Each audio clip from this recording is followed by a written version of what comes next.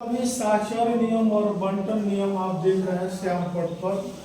साक्षर नियम में आप देख रहे हैं तीन तरह की संख्याएं परिमेय संख्याएं ली गई है ए बी सी जो परिमेय संख्याएं ली गई है साक्षर नियम में क्या करते हैं, दो संख्याओं को एक साथ ले लेते हैं और तीसरी संख्या को अलग कर देते हैं।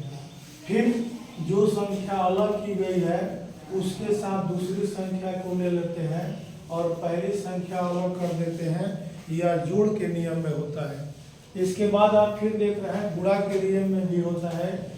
ए बी एक साथ लिया गया है, सी को अलग कर दिया गया है गुणनफल के रूप में, और जब दूसरे पक्ष में लिया गया है तो ए वाले पद को अलग कर दिया गया है, बी और सी को एक साथ लिया गया है।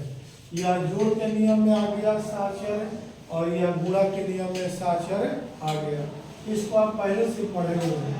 बंटन में भी कुछ खास होता है, देखेंगे ए बी सी जब पूर्णांक संख्या हो तो बंटन में क्या करते हैं, गुणा और जोड़ एक साथ होता है। जैसे पहली संख्या के साथ दूसरी और तीसरी के योग से गुणा कर देते हैं।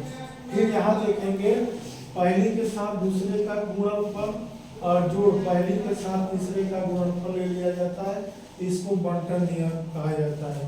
ध्यान देने योग्य बात यहाँ है, योज्य प्रतिलोम के बारे में विचार करेंगे। योज्य प्रतिलोम ऐसी दो संख्याएं होती है जिनको जोड़ने पर योगफल शून्य आ जाए। ऐसी दो संख्याएं जिनका योगफल शून्य हो जाए, ऐसी दोनों संख्याओं को योज्य प्रतिलोम संख्याएं कहा जाता है। कोई भी संख्या ले लेंगे, जैसे यहाँ ले लिया जाए 2 और इसमें क्या जोड़ देंगे कि 2 जोड़ेंगे तो 0 आ जाएगा, -2।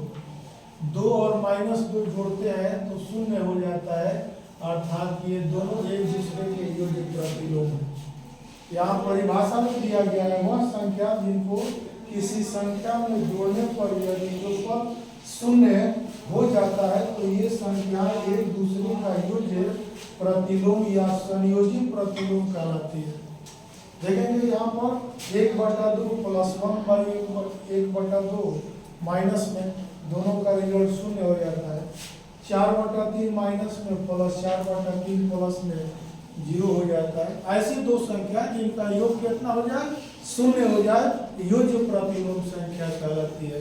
इसको आप हमेशा याद रखना होगा। इसके बाद हम लोग नेक्स्ट क्लास में अध्ययन करेंगे। तब तक के लिए धन्यवाद।